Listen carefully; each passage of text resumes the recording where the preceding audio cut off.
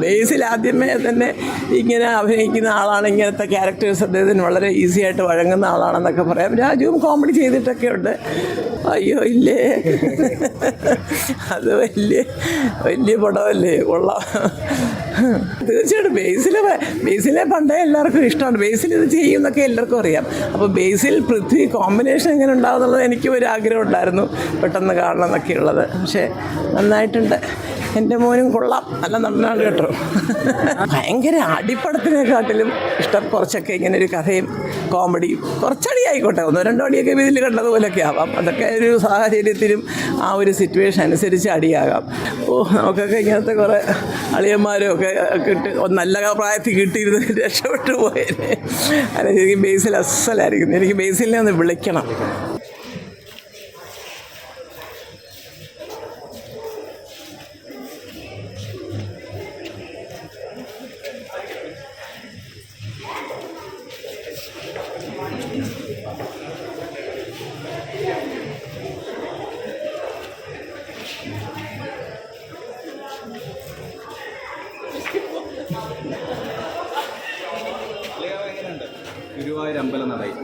ഗുരുവായൂർ അമ്പലനടയിൽ പോയാൽ സന്തോഷിക്കാത്ത ആരെങ്കിലും ഉണ്ടോ? സത്യം, എനിക്ക് ഭയങ്കര ഇഷ്ടം. എനിക്കല്ലെങ്കിൽ ഇങ്ങനത്തെ പടങ്ങളൊക്കെ ഇഷ്ടമാണ്.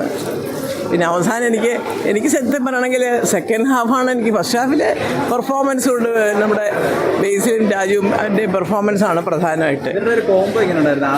അയ്യോ നന്നായി, ബേസിലല്ലെങ്കിലും മിടുക്കനാന്ന് എനിക്കറിയാം. പക്ഷെ ഞാൻ ഇപ്പോഴാണ് കാണുന്നത് അദ്ദേഹത്തിൻ്റെ പടങ്ങളിൽ ഇവർ ഒന്നിച്ച് അഭിനയിക്കുന്നതൊക്കെ ആദ്യമല്ലേ.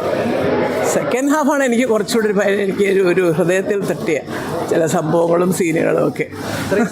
അളിയന്മാർ കേരളത്തിലുണ്ടോ എന്നാണ് പലരും സംശയം. ടൈഗർ ബാബു അളിയനായി. അതാ പറഞ്ഞ് നമുക്കൊക്കെ ഇങ്ങനത്തെ കുറേ അളിയന്മാരും ഒക്കെ നല്ല പ്രായത്തിൽ കിട്ടിയിരുന്ന് രക്ഷപ്പെട്ടു പോയേനെ. അല്ല, എനിക്ക് ബേസിൽ അസലായിരിക്കും. എനിക്ക് ബേസിലിനെ ഒന്ന് വിളിക്കണം. ഞാൻ കേട്ടിട്ടേ ഉള്ളൂ, ഭയങ്കര മിടുക്കനാന്ന്. എനിക്ക് പറഞ്ഞതിൻ്റെ പടങ്ങളും അറിയാം, പക്ഷേ നേരിട്ട് ഞാൻ ഇതുവരെ കണ്ടിട്ട് സംസാരിച്ചിട്ടൊന്നുമില്ല. അതാണ് എനിക്ക് അവസാനത്തെ വാചകം കണ്ടപ്പോൾ എനിക്ക് സത്യത്തിൽ അതാ ഓർമ്മ വന്നേ.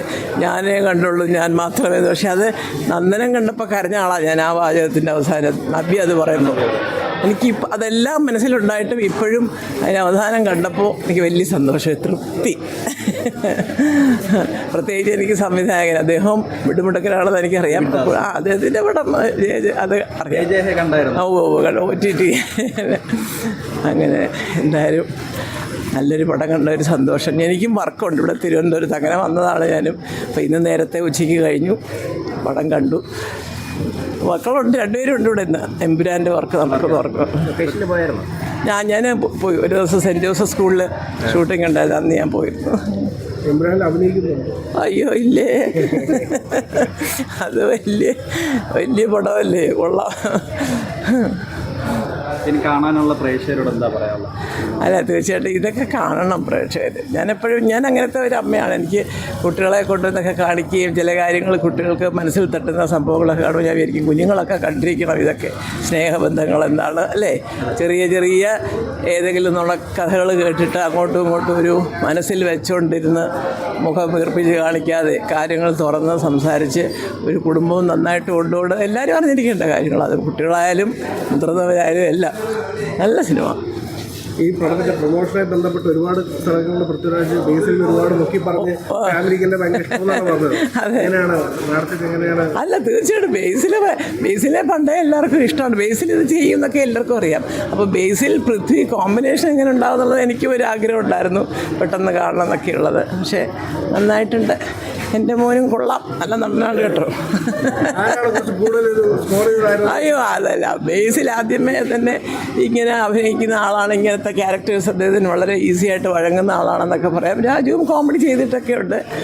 പക്ഷേ ഏതായാലും ഈ കോംബോ നന്നായിരിക്കുന്നു. ഞാൻ പറഞ്ഞത് ഇനി എന്തെങ്കിലും അളിയനായിട്ട് വേഷം വരുമെങ്കിൽ രാജു ബേസിലെ തന്നെ ചിന്തിക്കുന്നതായിരിക്കും നല്ലത്. ഡേറ്റ് ഉണ്ടെങ്കിൽ കിട്ടുമെങ്കിൽ. അല്ല, എനിക്ക് ഭയങ്കര അടിപ്പടത്തിനെക്കാട്ടിലും ഇഷ്ടം കുറച്ചൊക്കെ ഇങ്ങനെ ഒരു കഥയും കോമഡിയും, കുറച്ചടി ആയിക്കോട്ടെ, ഒന്നോ രണ്ടോ അടിയൊക്കെ ഇതിൽ കണ്ടതുപോലെയൊക്കെ ആവാം. അതൊക്കെ ഒരു സാഹചര്യത്തിലും ആ ഒരു സിറ്റുവേഷൻ അനുസരിച്ച് അടിയാകാം.